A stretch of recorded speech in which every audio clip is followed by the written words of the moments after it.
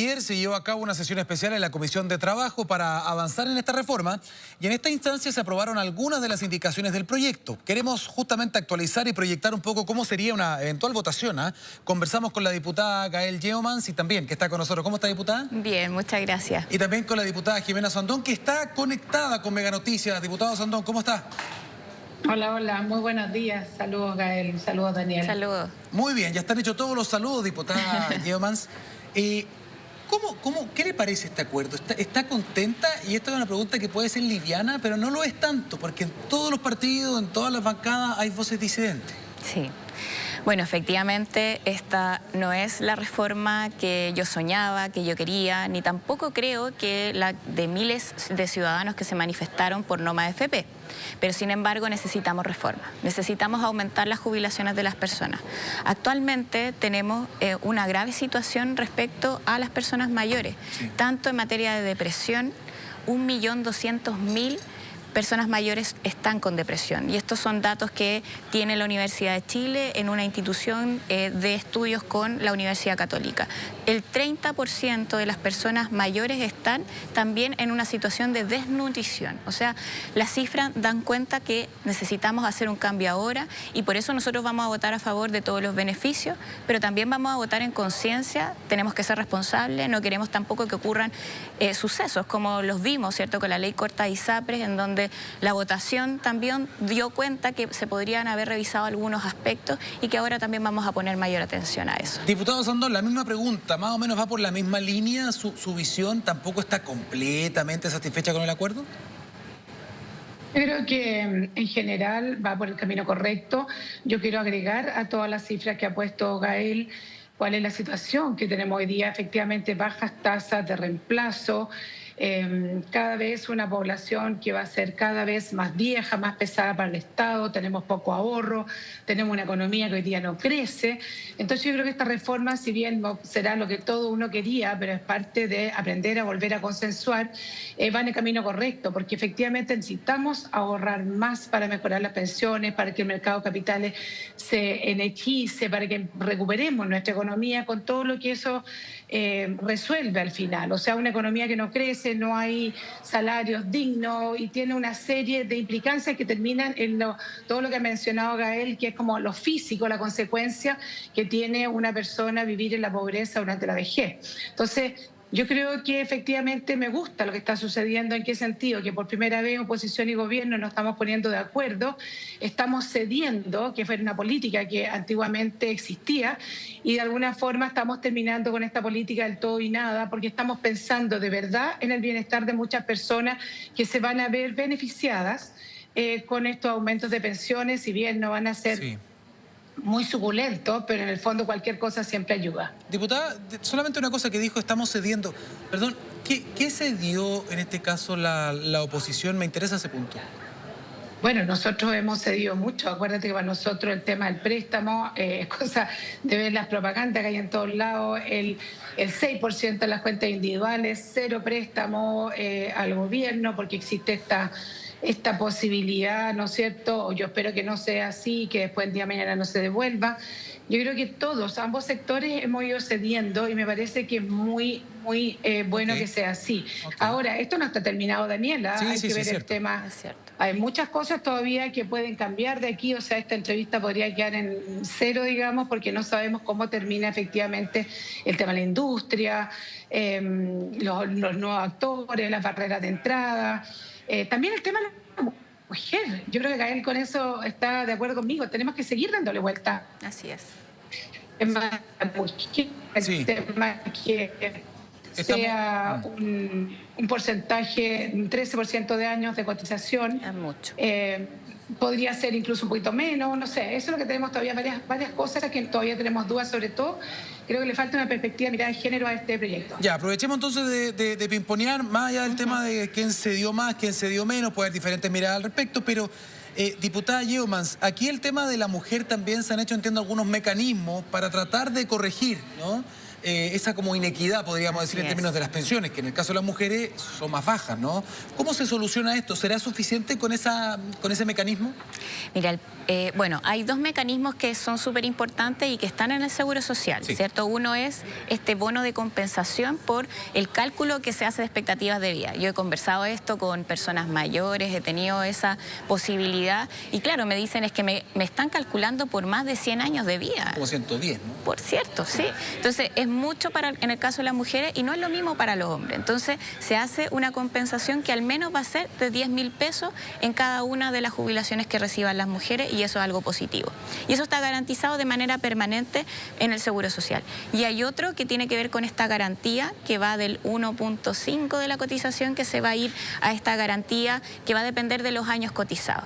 El tema es que para que las mujeres puedan acceder a esta garantía, que son lucas más, ¿cierto?, de pensión. O sea, estamos hablando de, en el caso de los hombres, que el mínimo son 20 años de cotización, van a tener 2 UEFs más, ¿cierto? Cada mes, que actualmente la UEF está en 38.000 pesos, o sea, estamos hablando de 76.000 pesos y fracción, que incluso puede ir aumentando según el aumento de la UEF. Esto es para incentivar la formalidad, básicamente. Es para incentivar la formalidad y es la gracia del Seguro Social, es de dar una garantía de aumento de jubilación, porque hasta ahora, si solo nos quedamos con el ahorro individual, si bien uno puede decir, claro, han dicho que es de propiedad uno, yo creo que eso es discutible, pero la verdad es que el Seguro Social es la única forma de dar garantía de aumento de jubilación ya. De hecho, después de 9 meses que entra en vigencia, se van a empezar a pagar los montos de beneficio del Seguro Social. El tema es que se está estableciendo un requisito muy alto para las mujeres. Son de 13 años.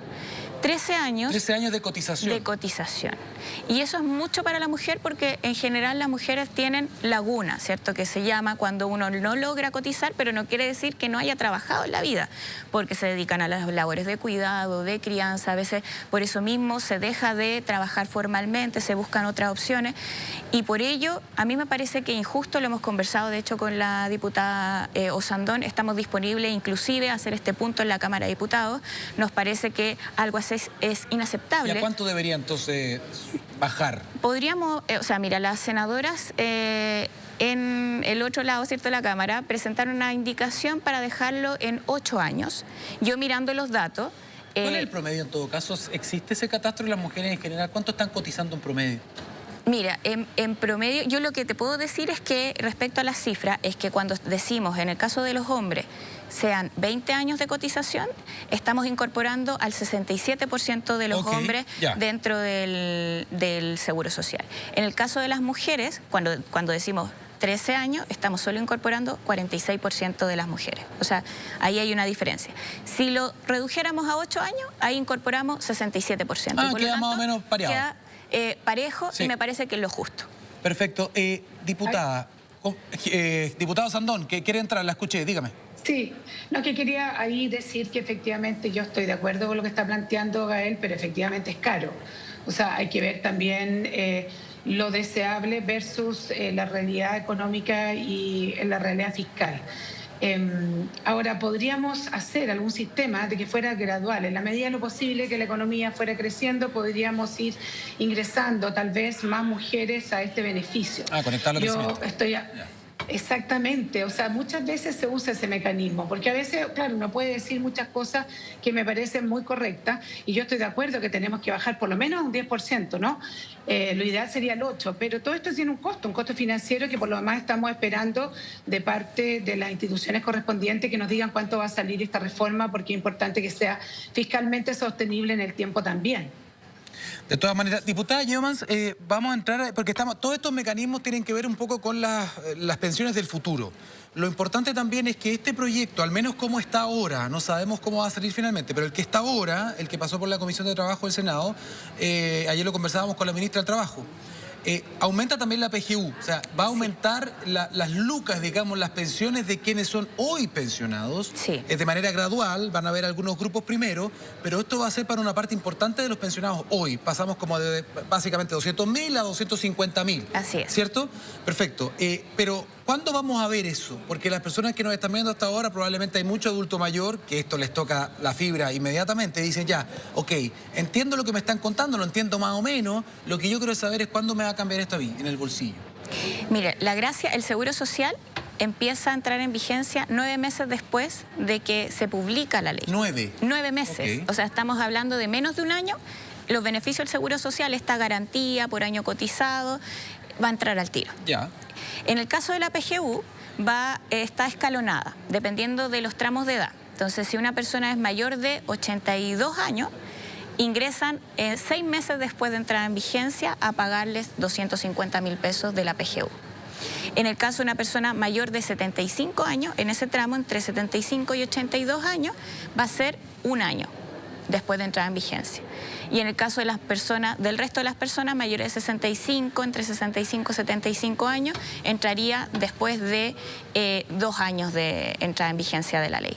Yo sé que los tiempos suenan como largos, ¿cierto? Entonces, en este caso se hizo esta gradualidad porque se quiso priorizar a las personas mayores, a quienes tienen más de 82 años y así. Y en esto al menos yo lo que sí puedo decir es que lo bueno, a pesar de que vamos a estar esperando que la PGU entre, por lo menos vamos a tener los ingresos del Seguro Social. Y por eso yo pienso en realidad que tenemos que encontrar la fórmula de disminuir el requisito lo antes posible en el caso de las mujeres, porque eso va a permitir también que más personas puedan contar con aumento de sus jubilaciones ya, no en un rato más, no esperar, ¿cierto? Quizás 2 años más en el caso de la PGU. Ahora, es importante los datos, porque aquí todo el mundo tiene diferentes cifras, he escuchado diferentes debates. Entonces, a ver, en el proyecto, usted lo conoce, ¿cuántos puntos más vamos a cotizar? Bueno, en general van a ser 7 puntos más los que se va a cotizar por el empleador. 7. 7 puntos ya, porque más. Claro, se hablaba de 6, 7, otros hablan de 8,5, entonces hay que hacer la diferencia. Sí, es que 8.5 es lo que en total se llama porque hay un 1.5 que ya cotiza el empleador para el seguro de invalidez. El SIS. El SIS. Entonces, eso se está considerando dentro de estos montos porque se va a incorporar en el Seguro Social. Ok. Pero, en realidad, no es que es una nueva cotización, es lo que ya cotiza el empleador. Así que a ese 1.5 le vamos a sumar 7 puntos más que van a ser graduales. En 9 años se va a terminar de pagar esos 7 puntos. Diputado Sandón, que igual le quiero preguntar esto porque algunos han dicho que esto se convierte también en un impuesto al trabajo, o que el trabajo sale más caro. Esto desde el punto de vista del empleador, desde el punto de vista de las pymes. Chile es un país de muchas pymes también, entonces algunos dicen, bueno, ¿qué opinarán las pymes respecto de esto? En el fondo, la contratación, formalizar, aumentar los sueldos, en fin, ¿cómo lo ve usted eso? A ver, efectivamente, si tú aumentas la cotización en un 1, un 2, un 3, un 4, un 5, lo que sea, efectivamente siempre en un principio afecta al empleo. Hay que ser realista. Eso es así. Ahora, la otra cosa es, no hacemos nada.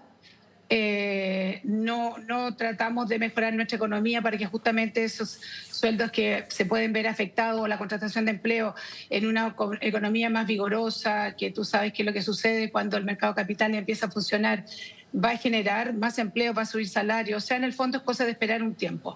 Yo he escuchado mucho eso y ayer estaba leyendo al exministro Briones, donde dice que no puede entender que sigan diciendo que, por ejemplo, este préstamo es reparto, ¿no? Porque los repartos son un impuesto que se le hace al trabajo para justamente repartirse entre las personas que se jubilan o los jubilados.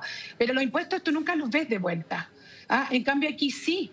Nosotros va a haber un retorno, esto se le va a pagar y va a estar además indicado en tus cuentas individuales. Entonces de reparto no tiene nada, porque en el fondo no es un impuesto que desaparezca y hay que aclararle a la gente. A mí me molesta mucho hoy día que hay voces vociferantes muy en contra, tratando de poner este tipo de cosas en la palestra, pero a mí me gustaría sentarme a conversar con la persona y decirle, bueno, ¿cuál es la alternativa?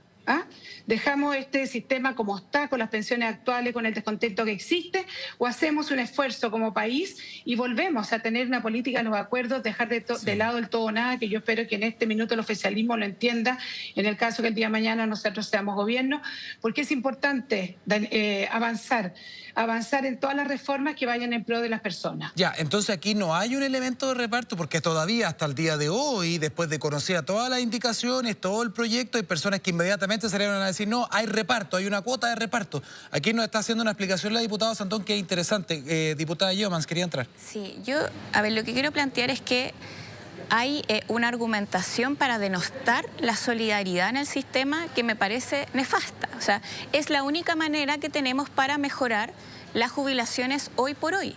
Y eso se puede mezclar también considerando el ahorro de las personas, respetando el ahorro de las personas, incluso incentivando que coticen más. Y eso es parte de la seguridad social.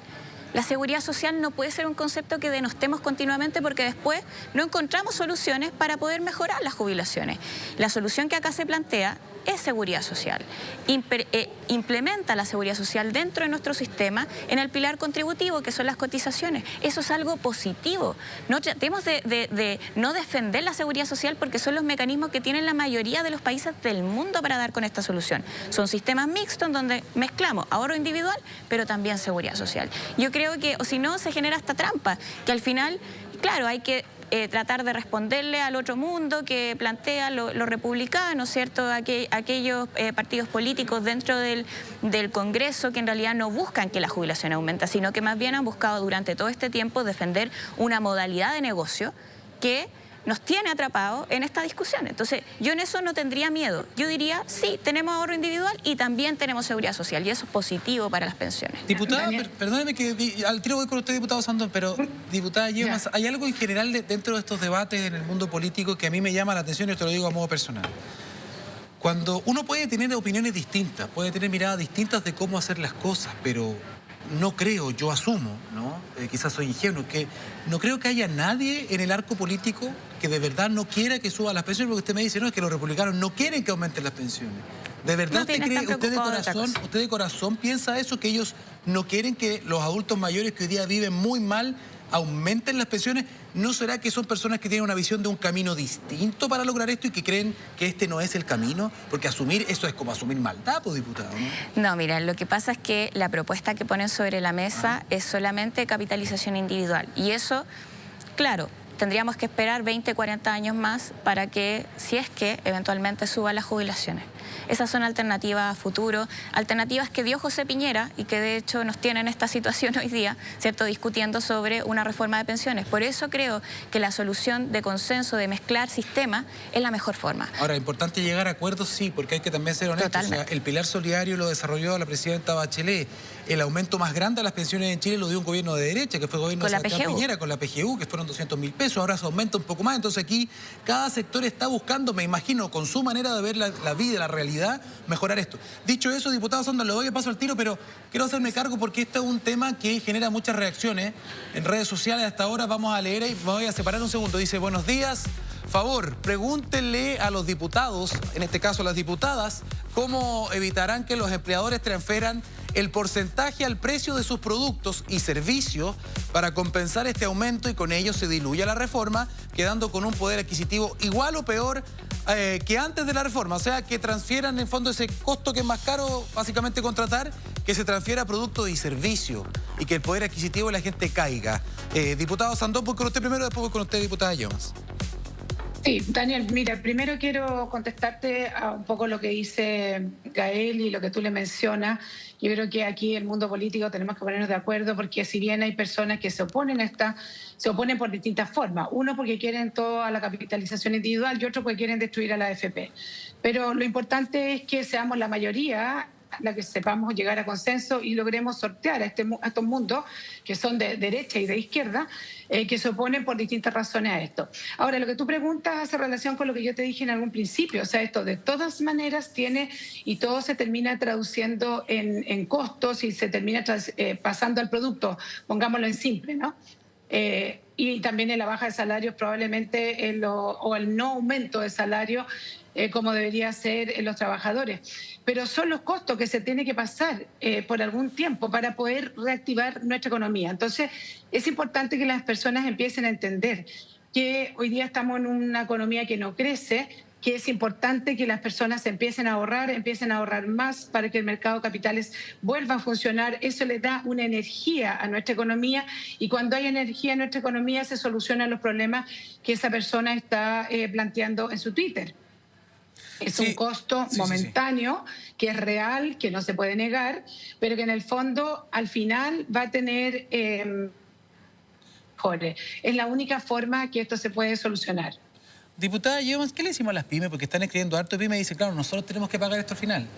¿Qué se les dice a ellos? Ahora, esto es gradual, efectivamente, va a ser un periodo de 9 años para ir adaptándonos y esperando también que la economía empiece a... Claro. O sea, bueno, hay varios elementos. Lo primero es que efectivamente con esto nosotros nos estamos poniendo a tono también de la forma que se tiene para cotizar en otros lugares del mundo en donde los 3 actores son importantes. El trabajador con su cotización, ¿cierto?, como trabajador, que es lo que tenemos hoy día, el Estado, que ahora tenemos aportando con la PGU, y también el empleador. Entonces, esos 3 actores son importantes, no puede no estar el empleador, ¿cierto?, como un aportante. Ahora, yo creo que respecto a la productividad es importante hacerse cargo. Yo no dejaría, ¿cierto?, como un punto aparte, no, para nada. De hecho, es más, el ministro también de Economía ha planteado la necesidad de avanzar en una agenda de productividad en donde el mundo empresarial, que es bien diverso, o sea, tenemos pymes, tenemos grandes empresas, que también colaboren y nos pongamos todos de acuerdo en cómo hacer que la productividad crezca en el país. Y para eso es mejor que el actor público, ¿cierto?, en este caso el Estado, tenga también responsabilidad, por cierto, que abra camino, que se haga cargo, pero por cierto que tiene que ser en colaboración con el mundo privado, que al final es quien está levantando el emprendimiento. Oye, me escriben en Instagram y me dicen, la PGU, me dicen, ¿es para todos? Me hace una pregunta una persona... Es para el 90% de la población. Es para casi todos, básicamente. Para casi todos. Esa es parte del ahorro. ¿Se acuerdan que en algún minuto iba a ser para todos? Bueno, parte del ahorro de la plata que se va a usar es justamente el fisco se va a ahorrar ese porcentaje que a mí me parece que es lo correcto, al menos por ahora, en la medida que nuestra economía esté como está. Diputada Yeomans, usted me hablaba de que esto pasa en otros países también. Hay muchos otros países que tienen un sistema mixto como el nuestro. Ahora, también, si hablamos de la OCDE, entiendo que el promedio de cotización individual o de capitalización individual está en torno al 18, 19%. Es el total. El total. El ¿Y total, nosotros cuánto incluyendo estamos? el ahorro individual y el colectivo. ¿Y o sea, también... ¿En cuánto quedaría Chile? Que estaríamos quedando en 18.5 con todo, o sea, incluyendo también el seguro de invalidez que va a estar incorporado en el seguro social. ¿Y el rol de la pero AFP? eso, no. Sí, Jimena. Perdón, pero yo creo que la OCDE eso no está incluido. El tema seguro sí, no sé si está incluido. Yo creo que todavía nos queda un poquito para llegar a una cotización absolutamente real a la que nos pide la OCDE. Es cierto. Tengo mis dudas. Sí, también. Yo también diría yo también que... creo, o sea, me parece bien. Parece que solo cotización individual o capitalización para lo que la estamos vejez. hablando del promedio No, de la no, OCDE, no. el 18%. O sea, se habla del 18% para el seguro de vejez. Ahí tiene razón la diputada Sandón. No se incorpora al seguro de invalidez, solo que, claro, nosotros lo estamos incorporando dentro del seguro social, haciendo un movimiento que tiene que quedar del todo claro, y esto lo quiero decir, porque no podemos, ¿cierto?, traer el riesgo del seguro de invalidez al seguro de vejez. Hay que en eso ser bien responsable. Diputada, una de las banderas de lucha cuando el diputado Gabriel Boric estaba en campaña, usted bien lo sabe, era no más AFP. Era terminar con las AFP, con las administradoras de fondos de pensiones. Hay mucha crítica, incluso dentro de las filas oficialistas, respecto de esto, porque dicen esto consolida el negocio de la AFP, esto les consolida la cancha, lo afirma como un actor relevante dentro del sistema. ¿Cuál es su mirada respecto de eso, del rol que van a cumplir la AFP con este proyecto? Bueno, lo primero, yo hubiera querido que dentro del contenido del proyecto de ley se separara la industria y tuviéramos un inversor público para darle la posibilidad a la gente a que elija, ¿cierto? Sí, un inversor público, uno privado, y con ello terminar con el modelo de negocio de las AFP. Pero no terminar entonces con la AFP, sino que un nuevo actor. Es que también dando la posibilidad de elegir, veamos quién lo hace mejor, ¿cierto? Quién logra invertir mejor los fondos de pensiones. Ahora, este proyecto de ley incorpora el seguro social, que es algo positivo, tiene beneficio y hay que hacerse cargo de la realidad de los jubilados, que era también lo que conversamos en el punto anterior. Ahora, eso no quita que nosotros vayamos a renunciar a terminar con la AFP, a insistir, ¿cierto?, con esa idea, porque nos parece además que con estas mismas reglas que vamos a ver cómo se van a implementar, que regulan, que limitan, que le ponen más freno, vamos a ver si les va a quedar ganas, ¿cierto?, de seguir lucrando con el negocio que han construido con las pensiones de las personas, o vamos a poder avanzar a un verdadero sistema que entregue garantía y que le dé legitimidad al actor que administre e invierta. Nosotros creemos, y hay vías para eso, ya sea en la discusión de este proyecto de ley, que evidentemente todavía no termina, nosotros de hecho todavía no hemos recibido el proyecto de ley en la Cámara de Diputados, podemos perfeccionar algunos elementos, como hemos hablado, ¿cierto?, el requisito de las mujeres u otro. A mí me parece que la separación de la industria es un elemento que al menos debe ser discutido, Y si no, por otras vías, otro proyecto de ley, o también nosotros, conjunto con otros parlamentarios, hemos presentado un proyecto para plebiscitar y que sea la ciudadanía la que decida si es que quiere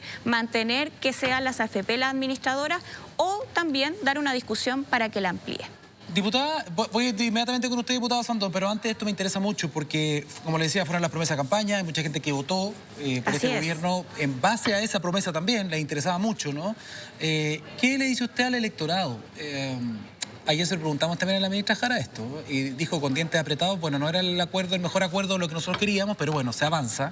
¿Se puede considerar esto desde el punto de vista más quizás ideológico o de promesa de campaña en sí un fracaso del gobierno en ese sentido, no poder haber terminado? Bueno, es que efectivamente no dependía de nosotros, dependía de la derecha y también del acuerdo al que se pueda llegar. En un acuerdo, en este caso, el gobierno tuvo que, en el fondo, poner a disposición esos elementos para presentar una indicación que fuera parte de lo acordado entre las dos fuerzas. Pero eso no quita que nosotros vayamos a renunciar, y eso es lo que yo digo, ¿cierto? Nosotros estaríamos incumpliendo nuestros compromisos en la medida que renunciáramos a la idea de terminar con la AFP, y no vamos a renunciar, vamos a buscar las vías.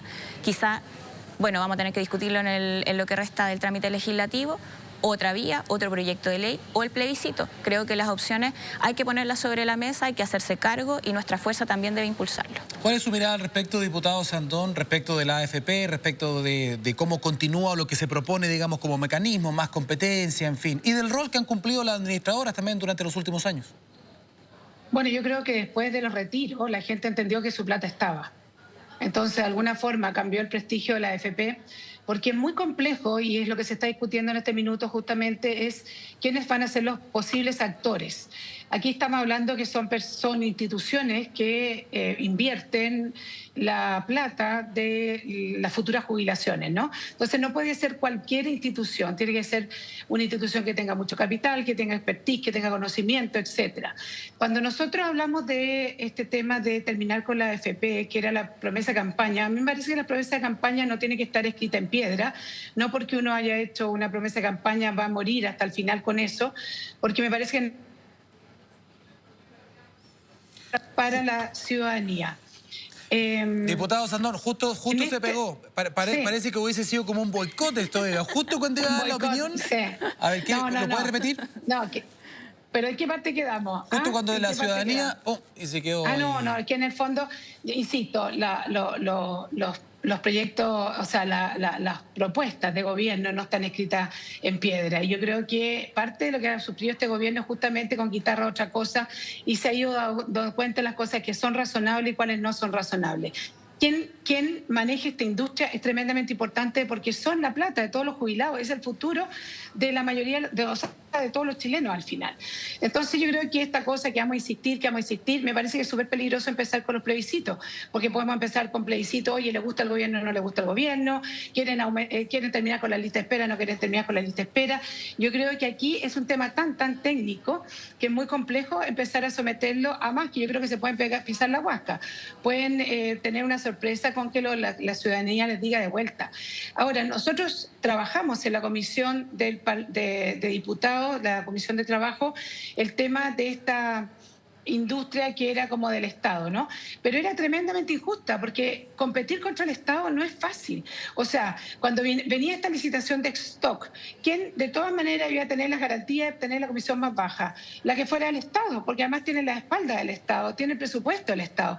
Entonces, lo importante es que si el día de mañana el Estado entra a competir, tenga igualdad de condiciones con el resto de la industria, porque si no, de alguna forma, lo que haces tú es que termina la industria particular y solo se queda la estatal, la cual es tremendamente riesgosa para el futuro.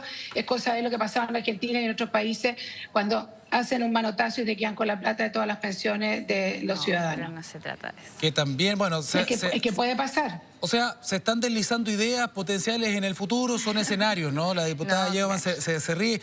Diputada, te tengo una duda. Un ente estatal que compita, por ejemplo, con las AFP en ese sentido, ¿garantiza eso que podrían tener mejores rentabilidades? O sea, ¿quién dice que eso podría ser mejor o peor para el sistema?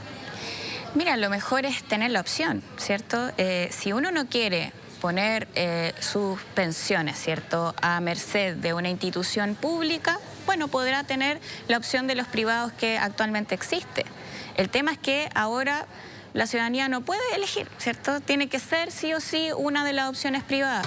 Nosotros simplemente estamos diciendo eso. Ahora me parece bien el punto que hace la diputada Sandón, que sea en igualdad de condiciones, que no tenga una garantía mayor, me parece bien. Y uno puede, ¿cierto?, dibujar que eso se garantice para que no exista una forma, ¿cierto?, más bien de monopolio en este caso, por parte de una entidad estatal, pero lo que existe hoy día es que tenemos 7 AFP, ¿cierto? 7 AFP que además, bueno, veamos en dónde invierten, también es cuestionable, ¿cierto? Es cuestionable cuando han invertido, por ejemplo, en el caso La Polar, vimos que invirtieron a pesar de que estaba en una situación de quiebra o de insolvencia. Invirtieron igual ahí los fondos de pensiones teniendo pérdidas millonarias para los afiliados. ¿Usted dice que los retornos de la AFP han sido malos en términos cómo han manejado las platas, las cotizaciones? Primero, ¿En términos de porcentaje? Lo que yo veo es que, bueno, no se garantiza la promesa original, ¿cierto? Que era... El retorno, ok, pero la rentabilidad de los fondos, ¿usted la considera mala lo que ha hecho la AFP en los últimos años? Yo creo que podría ser mejor, porque de hecho cuando uno ve los porcentajes de gasto que tiene la AFP, ¿a qué dedican, cierto, la AFP sus gastos principales? El 7% no más lo dedican a la inversión. Dedican 5 veces más esa cifra a la venta y por lo tanto a la publicidad. O sea, eso me parece que no tiene ningún propósito. Ahí se demuestra, ¿cierto?, que su interés principal no está en invertir los fondos de pensiones, quizás están en otras cosas.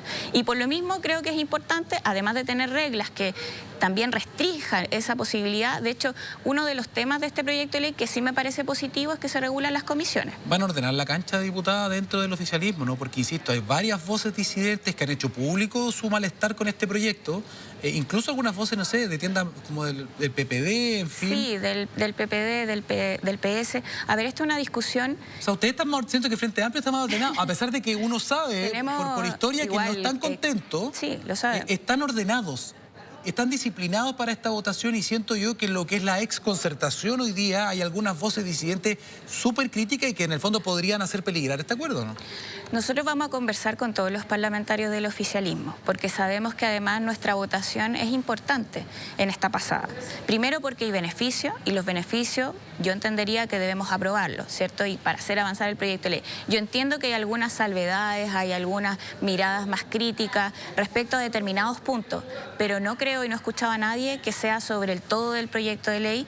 Espero que no sea así, de hecho también he visto pronunciamientos un poco más al detalle que lo plantean en ese sentido, es decir, más bien son algunas cosas que se esperaría o dar una discusión o llevarlo a una mixta. Bueno, tendremos que ver qué es lo que sucede en el debate, porque tampoco tenemos el informe del Senado, entonces no estamos a ciencia cierta, ¿cierto?, de qué es lo que va a pasar a ser votado en la Cámara de Diputados. Por ejemplo, por poner un punto, en materia de separación de la industria, en la Cámara de Diputados la separación de la industria se aprobó de manera mayoritaria y así pasó al Senado. En el Senado ahora se están haciendo otros cambios. ¿Qué va a pasar? Es que vamos a tener, ¿cierto?, 2 posiciones. Una que es la propuesta del Senado y otra es lo aprobado por la Cámara. Diputado Sandón, ¿vamos a tener luz verde, usted cree, esta semana? Porque los plazos son importantes. Bueno, los plazos son muy importantes y efectivamente la ciudadanía está bastante expectante en esta materia. Lamentablemente no tuvimos la unanimidad en los comités para poder sesionar la última semana y efectivamente este es un proyecto, ¿no?, a la Comisión de Trabajo, al menos una vez o dos días para poder revisarlo bien. Pero efectivamente también está la posibilidad de que estamos muy en contacto con nuestros senadores para estar de acuerdo y entender lo que se va votando día a día. Yo espero que estén los tiempos, espero que estén los votos en la medida que el proyecto termine siendo técnicamente razonable, que perduren el tiempo, que resuelva los problemas a los cuales estamos abocados hoy en día y que de una vez por todas, insisto, volvamos a la política de los consensos que tanto le hizo bien a Chile y terminar con la política del todo o el nada. Sí. Yo estoy muy esperanzada que lleguemos a buen puerto, sí. Ahora, bajándole la expectativa, Daniel, a la gente, porque efectivamente algunos expertos dicen que esta reforma lo que va a hacer en un principio es tapar los hoyos de los retiros durante los primeros 10 años. Y después se va a transformar en algo bastante más robusto. Entonces, bajar la expectativa, ¿no? Que si bien es cualquier reforma de pensiones se demora 10, 15 años en estar completa en ejercicio. Así que yo sí estoy esperanzada, también tenemos voces disidentes, al igual como lo dice Gael. Lo que pasa es que, claro, el fuego amigo duele más, pero hemos tenido muchas conversaciones. Cuando tú te sientas a conversar con las personas, les explicas los pros y los contras, van cambiando la mirada y de alguna forma van entendiendo que sería impresentable que existan 3 proyectos durmiendo en el Senado, dado que tenemos uno de Michelle Bachelet y otro de Sebastián Piñera. Así es, ¿no? Y hay nuevas voces también que están llamando harto la atención y que van en contra de este tipo de acuerdos también en el Congreso y que van ganando popularidad, digamos, en la agenda pública. Diputada, para cerrar, dígame. Yo solamente decir que también hay que ver esto en perspectiva. Cuando se presentó el proyecto de ley de la presidenta Bachelet respecto al pilar solidario, eso no fue, ¿cierto?, para que no se hiciera ninguna otra modificación posterior. Tenemos otros proyectos, por ejemplo, el de la PGU, y hoy día estamos discutiendo esto. Entonces, también calmar un poquito las aguas en el sentido de que, por ejemplo, podemos discutir un inversor público, todavía están en debates abiertos y veremos también cómo se va implementando. Yo creo que es importante la evaluación de los proyectos y, por ejemplo, si en 20 años más el préstamo social no es posible de revertir porque la gente va a tener una garantía, bueno, discutamos de su continuidad. Perfecto. Hay que estar abiertos. Diputada Yeomans, diputado Sandón, veo que aquí hay mucho consenso y eso es muy bueno porque eso soluciona los problemas de la población y de la población más vulnerable además de Chile. Muchísimas gracias a las dos por estar acá hoy día. Muchas gracias a ustedes.